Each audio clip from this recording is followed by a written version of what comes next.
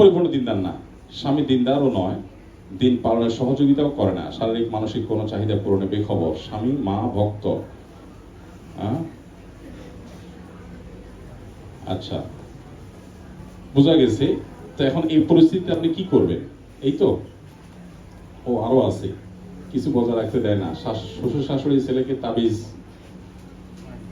কবজও করেছিল, তাদের বাচ্চাও হয় না, এবং স্বামী বেকার, কাজকর্ম করতে চায় না, নেশে আসক্ত, ঠিকমতো বাসায় নামাজ কালাম পড়ার স্থিতিশীলতাও বজায় রাখা দায়। আমাদের অবস্থায় কি করণীয়? সমস্যা আর কি কি ছিল? আমি এটা পড়তে করতেছিলাম যে আর তো কোনো বাকি ছিল না।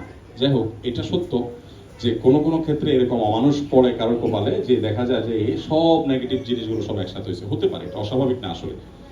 তো আমি সাধারণত বলি যে সংশোধনের জন্য করণীয় স্টেপগুলো তো একেবারে ক্লিয়ার। তাদেরকে হেদায়েতের জন্য দোয়া করা, চেষ্টা করা, অন্যদেরকে বোঝানো, নিজে বোঝানো, এগুলো তো সব আমরা করবো। কিন্তু এরপরও যদি না হয়, ডিপ্রেসড হয়ে ভেঙে পড়ার পরিবর্তে বরং চেষ্টা করতে হবে সবর করার এবং ধৈর্য ধারণ করার। মনে রাখা উচিত যে এই সমস্যাগুলো একসময় সমাধান হয়ে যাবে, সবচেয়ে বড় কথা হলো যে এগুলোর একটা এন্ডিং আছে। কতদিন হবে? আল্লাহ তাআলা সবরের পরীক্ষা নেন। আসিয়াকে আল্লাহ তাআলা নিয়েছেন, আর অনেককে নিয়েছেন, তারা সবর পরীক্ষা উত্তীর্ণ হয়েছেন। আসিয়ার স্বামীর চাইতে তো অমানুষ না নিশ্চয়ই, আরো মানুষ আছে পৃথিবীতে, তাদের চাইতে আল্লাহ তাআলা ভালো রেখেছেন। সবর করে যদি আমরা জীবন পার করে দিতে পারি, ইনশাআল্লাহ আল্লাহ তাআলার কাছে জান্নাত পাওয়া যাবে। সবচেয়ে বড় কথা হলো যে সারা জীবনের কষ্ট বিনিময়ে যদি আল্লাহ তাআলা আমাকে জান্নাত দেন, তাহলে ডিলিংটা খারাপ হয় না।